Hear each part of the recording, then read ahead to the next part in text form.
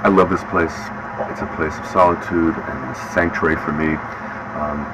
I've come here a number of occasions to be reborn, to make space.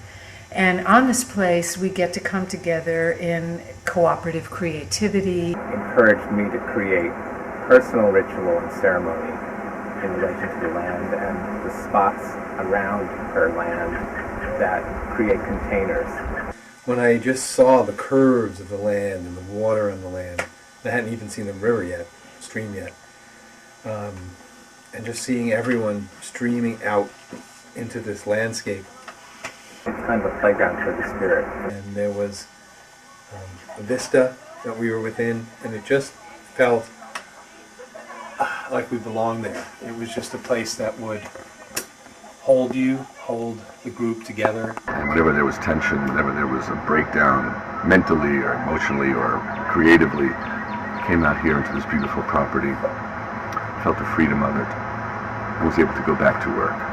And that project came out splendidly, and in a large measure because we were able to work here. Yeah, the land itself has been tended and shaped by Kathleen and others over time to create lots of spaces which feel sacred and welcoming. Yeah, it's just freeing, clearing. A place to let everything of your life just go.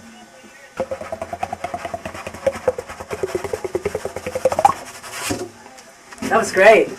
And I have many memories of being in Kathleen's barn at many sacred and bawdy occasions. We did a series of healing mysteries there, 5 of us women friends.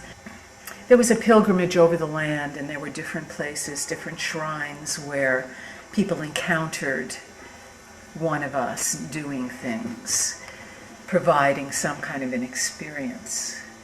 I think what Kathleen does at that place is all the worlds intersect there. The sacred and the silly and the fun and seriousness and depth and height. And, Kathleen's barn is where it's at. We wove our way down to the river from the middle of Tivoli.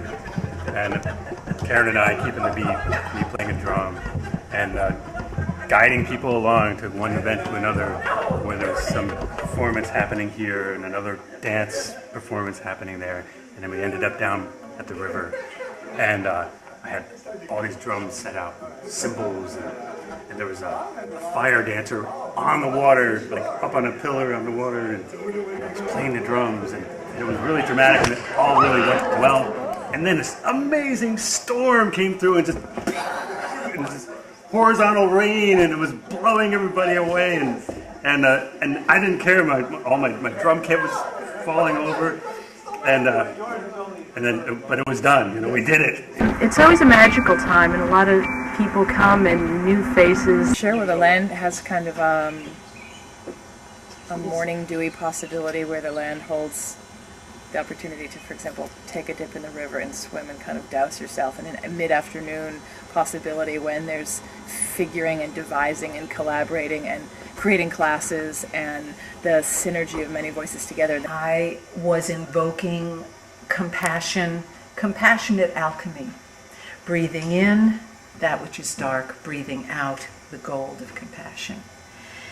And I want to say the spirit of the land came into me, and I actually became James Brown in a way. There was a moment where I got bogged down. We had 9 computers or something like that in the barn, and the ideas just were getting stuck because of all the rendering and all the technology. And I took a walk way down to the end of the property where there's a little platform on the side of the stream. And it was early spring, it was cold, and the ice was melting, and the river was running underneath it. And the sound of that transformation, that sort of a simple elemental shift from ice to flow, and meditating within that freed me.